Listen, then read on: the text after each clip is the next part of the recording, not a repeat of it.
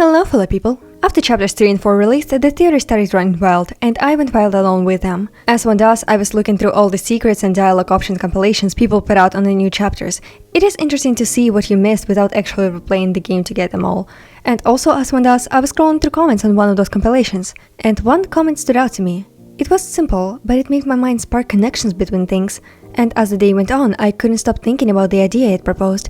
I saw more and more connections making sense. What item Ralsei is in the light world, and what does that imply for the other characters in the story and their connections with Ralsei? So the most popular takes we got right now are Red Horde headband that Kris used to wear when they were a kid, or Azriel's fur, or dust if you want random eggs for some reason. Other theories are mostly tied to Azriel too, since he looks like him, those ranging from plausible to complete crack. But what if he's not tied to Azriel at all? It is an intentional red herring. What if Ralsei is a drawing Kris made of themselves as a monster? Over and over, we're reminded in every chapter of how Kris was desperate to fit in with their family. That's where the red horned headband came from in the first place. So one day, they drew their monster persona using a green crayon and adding details of their own self into the design of the character. And I hear you going, hold up son, where's the evidence of Ralsei being anywhere similar to Kris? Everyone keeps comparing him to Azriel for a reason, that makes more sense. Also, wouldn't Kris then react to seeing their own character design as a living creature? Well, funny you say that. Ralsei looks like Azriel because obviously siblings would look similar. Kris drew their persona looking similar to their brother, to the entire family, but it wasn't supposed to be a copy of Azriel, and that's why they keep pointing out the differences. In chapter 3, between rounds, you can leave Susie to talk to Tana alone, and you can talk to Ralsei in the meantime. If you talk about his face and say you've seen it before, he looks away sadly, noting that he knows he looks like someone, but Kris starts laughing at it. In chapter 4, while hanging out with Susie in the town, you can show her a photo of Azriel. She thinks it's Ralsei photoshopped into the picture, and then is put off by how adamantly Kris starts pointing out the differences, even though she doesn't really care. They're really hung up on this, huh? Also, we're not telling them to do anything, they're going off on those unseen bias tangents on their own accord. Kinda like a creator would be angry if people kept saying their character looks like some other character. Or, as one reply to the original post of the series said, Kris doesn't want what's basically the living embodiment of their monster persona to be called just a mini Azriel. The whole, oh you're just like your older sibling thing, which gets annoying real fast no matter how much you love and miss your sibling. Which, would you look at that? 80% of NPC dialogue in chapter 1 when you're walking around hometown is all about how great Azriel is and how they all miss him and how they want him to come back sooner. And then there's Kris, with half their room empty and people only remembering that they're the weird creepy kid in between all the praises to Azriel. Yeah, I would start pointing out that my OC doesn't look anything like my brother too. It's very likely Kris knows what Ralsei is, and that's why they're laughing, why they're pointing out the differences between him and Azriel. It's not supposed to be Azriel but darkener, it's supposed to be them as the same monster type as their family. Since we started talking about Ralsei's appearance, let's hit off more notes on this.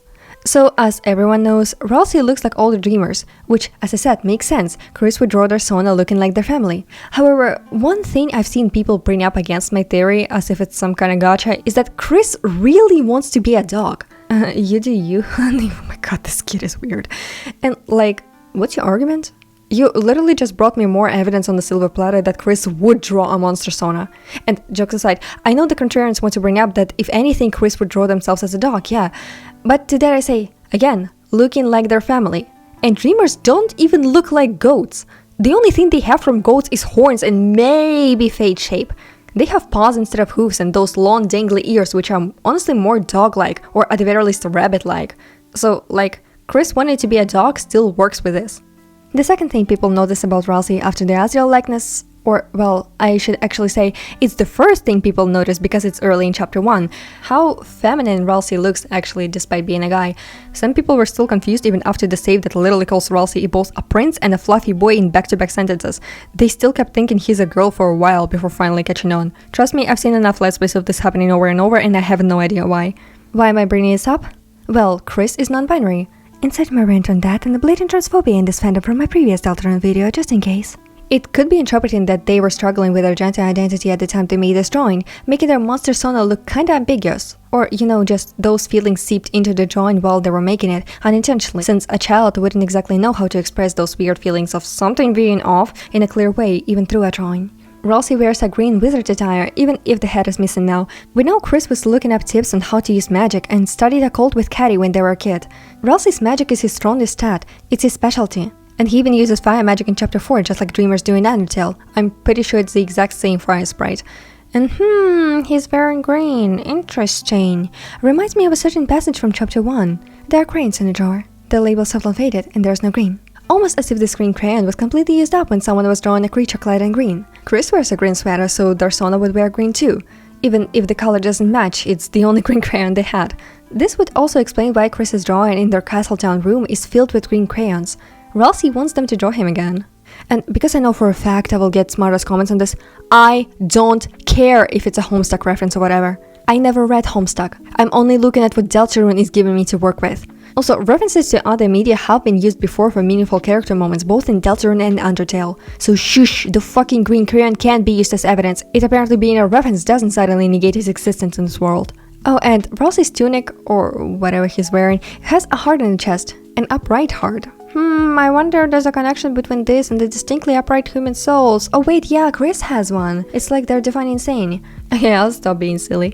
The pink scarf is kind of a stretch, but I can totally see Toriel knitting one of those and making Kris wear it when they were a kid. Honestly, it's like the only part of Ralsei's design I can't find a direct connection for. But then again, the scarves are Ralsei's weapons, so it could be just a him thing. It does move on its own though. Weird. But would make sense if he was drawn with it, then it would be recognized kinda like another limb almost, just like arms and legs are. As for glasses, well, soon you'll see what I mean by this, but I don't think those were supposed to be glasses, they just came out looking like those. Or if you think that's a stretch, I mean, I drew my persona in glasses long before I fucked up my vision enough to wear them permanently, I just thought it looked neat. Glasses aren't really a big deal, and I think those don't even do anything for Ralsei besides aesthetics. Why would a darkener need glasses? Unless like, hear me out. Kris actually needs glasses, but they're also an edgy teenage bitch and just absolutely refuse to wear them and are actually going around squinting, not like we would know. And now the tastiest part. The thing I thought of immediately when I first saw that initial comment. The conclusion to which made me lose my fucking mind while I was working on the Speedpaint you're seeing in the background. Ralsei has pink horns and pink eyes. And excuse the slight tangent, what threw me off for a bit is that his eyes and horns are a different color comparing his overall sprite and the dialog sprite. In the dialog one, it's closer to his scarf color, which is a completely different shade to his horns and the overall sprite. They're not anywhere similar. Why am I bringing this up at all? Well, Ralsei's pink horns are the basis for the red headband theory, but what about his eyes, where are also the same pink? Well, Kris has red eyes. And they used to wear the red horned headband specifically to fit in with their family. It's something important to their look. Something they would draw their monsters on having, red eyes and red horns. Red colors fading and wearing off into pink with time, as drawings tend to do. In chapter 4, when you visit the Castletown, there is a rudin that specifically mentioned that its colors have faded.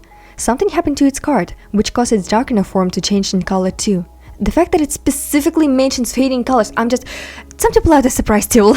So when I first wrote this theory as a Tumblr post, I only meant that red fading into pink as something that happened to the drawing in-universe, something that we, the players, won't actually be able to see in any way. Boy, was I wrong! So, no pun intended, let me paint you a picture. I was working on the Speedpaint of Ralsei you've been seeing in the background, and as I usually do, I was picking out colors directly from his sprite. And as I did, I noticed something interesting in the corner of my eye, in the little panel that tells you about the color's values. So, since I already wrote this theory at the time and still had it on my mind, I did an experiment. The footage of which I will now edit in so you can experience me losing my fucking mind to live recording over the tiniest insignificant details. As I said in the lead up to this, Ralsei's sprites use different pinks. I don't know why, maybe to remind us of his scarf. But the point I was making is that his horns and eyes and fur shading all use the same color inside its specific sprite. Now Kris, I only needed their eyes. Thank you, 3 frames of their eye actually being seen. It's the same color as the soul, 100% saturation red, without any other shades mixed in. Now, saturation, you say? Fading colors, my theory says. Why the fuck is the color used for Ralsei's overall sprite's horns, which, as we established, is the same as his eyes would be, is just less saturated version of the exact red Kris's eyes are? Not a step into magenta or purples, no, it's the exact red, just put on 34% saturation. Am I on glue, or is this exactly what I was just talking about in my theory? Kris drew their red eyes and red horn headband on their monster persona, and with time the colors faded, which is why now the darkener manifestation of this drawing, Ralsei, has pink eyes and pink horns. Tell me, am I freaking out over nothing and making an idiot of myself? I wasn't expecting there to be direct fucking proof of what I was talking about metaphorically. Okay, if you're thinking I'm losing my mind over nothing, here's another little nugget that can be used if you don't believe in the colors fading version. On the Eggman Island in chapter 3, you can talk to a bunch of little rodents who are apparently bootleg cards Kris made to cheat. They talk about how they were made. There were photocopies, which, because they're monochrome, Kris colored in themselves, each and every one. one of them being specifically called out as a suspiciously pink ace. Sweetie, why would you color a card pink? They're literally only black and red. Oh wait, did you not have red so you used the closest to it, which was pink? Did you do the same on your Monstersona drawing, which is why Ralsei's horns are pink now? I still believe in the fade inversion more, it just makes sense, but the pink ace is also evidence to consider if you want it. You know what also the drawing theory would explain? Why Ralsei always walks with his arms behind his back even in dangerous situations. You know the good old hack of not drawing hands by hiding them behind the character's back that every child uses? Yeah. It's not Ralsei being nonchalant or whatever, he was just drawn that way. It's probably what feels the most natural, how his arms want to rest. And Ralsei lives in a school supply closet dark world, in a town that looked like cardboard cutouts before we came here, sitting there all alone, drawing a manual for the heroes he's supposed to meet in the future, that we can still see in the files even if it went unused. And it looks very much like childish scribbles with macaroni art and all. And actually, that drawing Ralsei made of himself, I'm gonna do something very silly with it in a bit. What's next to the supply closet? Unused classroom, of course. And what's that on the bookshelf? A child's drawing of Father Alvin. What other room is close by? Toriel's classroom. What's on the wall there? A more detailed child's drawing of Toriel. Why do I get the feeling that Kris drew those too? I can see Kris playing in the unused classroom while waiting for Toriel to finish her work when they were a kid, drawing while they wait. Also, this might be a stretch, but look at the wall. There's a very distinct spot where something used to be hanging once upon a time. And what's that on the left? A direct door into the supply closet. That literally had nothing in it, or it would have turned into darkness to live in a castle town before it showed up. But it was empty. The room was empty save for a bunch of filled papers. Ralsei was the only one there. I have an idea, but I think it would be better illustrated than explained with words.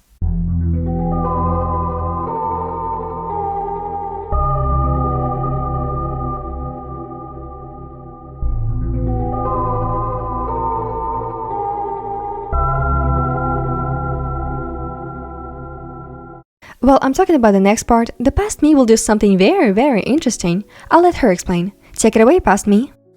Thank you, future me. Hi, so remember how I mentioned that Ralsei made this fuck a silly drawing of himself in the manual? And how I said I'm going to be doing something very, very silly with it? Well, this is that silly. I have colored pencils, I have pastels, I don't have any crayons, and I am not buying those just for a silly bit. And as you might have guessed, I am going to be attempting to make my own Ralsei. Now, the thing I need to keep reminding myself, and that the future me I'm sure will remind you of too, is that this character we see in the dark world, this is not the character that's supposed to be drawn.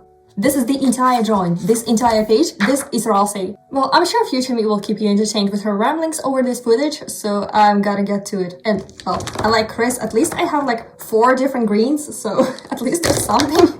This is gonna flop so bad. Also, I didn't realize that my nails are actually kind of Ralsei colors.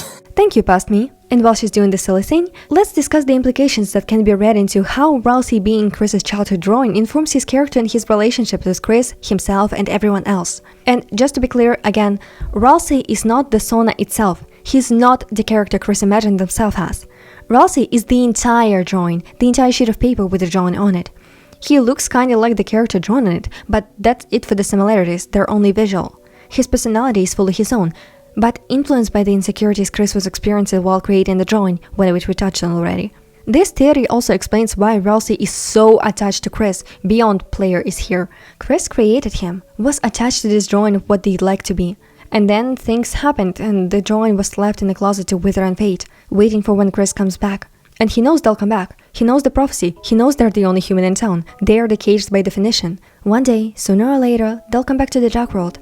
And until then, Ralsei will patiently wait. And now that they're here, of course Ralsei wants to spend all the time alone with them. He doesn't know how to act around his creator while also not making it awkward.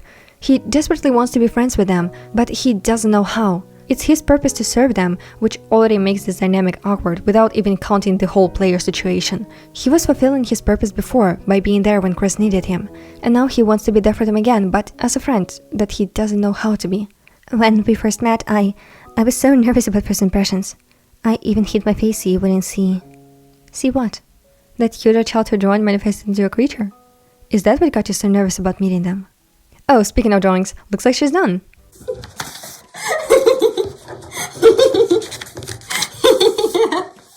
The fuck-ass gallery. I'm sorry, Kris, I did you so dirty with those. But you get the point, like this is how Ralsei drew himself. The original drawing that Ralsei is representing would look stupid like this too. Well, at least he turned out cute in his dark enough form, so... I was being way too silly about this story. Speaking of personality, might as well discuss a glaring difference. Just how different Ralsei is from Kris. Even with him not actually mimicking any of their personality by proxy of being just a drawing, he's just too much. Too pure, too kind, too cutesy, too helpful. And yeah, part of it is because he's trying too hard to be that, as a good helpful Darkner. But also, one might think that was kind of the thought process he was made with. The feelings that seeped into the drawing during its creation. In town, Kris has a reputation as the weird, creepy kid that doesn't fit in. And sure, there's nothing wrong with being a prankster. To paraphrase a guy who didn't like musicals, when one sibling is so on top of the game, it kind of demands that the other one be a total fuck-up, right? But remember again, constantly being compared to the good boy Azrael, even by Toriel, and probably with Toriel and Asgore already having their issues at the time. I can see little Kris thinking that they should be more like their brother, that maybe then people would like them more, maybe then their parents won't fight. So they drew what they wanted to be, not just in appearance, but also imagining themselves as a good person, without really knowing what it means and without addressing the issues that prevent them from being that good person. And if you think that's a stretch, how would Darkness even know what people are feeling? I mean, there's proof literally in the dialogue. Queen knows exactly what Niall was feeling while she was looking up things on the internet, and it influenced her personality into becoming this funhouse mirror over controlling mother. Tanner got traumatized by the divorce and he wasn't even turned on during most of it. Ram literally spelled out what Kris was feeling, and he's just a power strip. If a power strip, a TV, a laptop can tell what people interacting with them are feeling, imagine how that would affect a personalized drawing. A drawing of your idealized self at that. Is that why Ralsei is so powerful? And is that why he can travel between worlds without issues? A part of him, those feelings that were put into him, are always with Kris. They're not tied to any specific place, and that's why he can follow them anywhere. I don't know, that makes sense to me. And it also kinda makes sense if all the royalty/leader Darkness in their respective worlds are the ones people interacted with and put feelings into the most. A card game would be filled with emotions, and there were multiple rulers before the knight appeared and put Spade King as the main one. We already brought up Queen and Tanna's whole deal, and while the church didn't exactly have a boss, there was Gerson, who's literally a manifestation, an ideal version of what people felt about him in his life, fueled by their memories and mourning. Ralsei is a prince. Well, not just a prince. The prince alone in deepest dark. The feelings put into him during his creation were so powerful, they jump-kick him about any other Darkner into this role. And again, I hear you raising questions of what I'm saying, and I would like to bring up another time we heard of a likeness creation that had so many deep personal feelings in it that it became extremely powerful, though it was never completed, and thus left to rot. Metaton's Emma Spade drawing, that Spampton hijacked to become Neo. It's not new information. Lightness putting feelings into things makes them more powerful. And what's more powerful than your own OC? Strictly speaking by this theory, the only difference between that empty machine and Ralsei is that Ralsei wasn't exactly just half-drawn and forgotten in a corrupted file somewhere. Which, isn't it interesting that, combined with Spampton's whole puppet deal, this is the fight where Kris has a visceral reaction after, the one after which Ralsei tries his fucking best to minimize everything to make Kris not think about it. Sorry, I get way too excited over random implications clicking in my mind that I can't put them into proper arguments and start sounding like I'm huffing crack. So what's next? Now Ralsei's new thing is trying to find out who he is for himself, outside of being just a good little helper. Something other than being a tool that helped Kris cope with being the outsider when they were little. Now his new goal is to be a proper friend, and for that he needs to find himself, find out what he is outside of a childhood drawing. Let's hope the knight, whoever they are, doesn't start thinking that Ralsei is a bit too much of a thorn in his side, because if so, I wonder what would happen.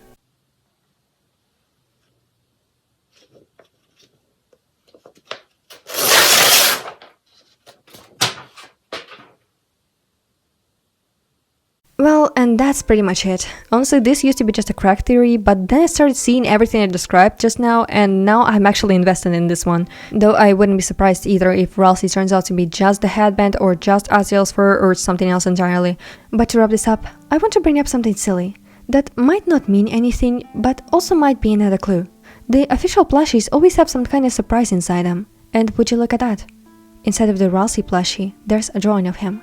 And with that, I'll leave the discussion to you. Did my cracked brain rot convince you? Would you like to make your own boot like Ralsei? Or did you already type out 13 paragraphs on how I'm a dumb bitch and obviously Ralsei is Kris's left sock, actually? Speaking of, what is your alternate theory? I already said the headband and fur are my alternatives, but I wonder how many versions are there. And I'll see you on the other side.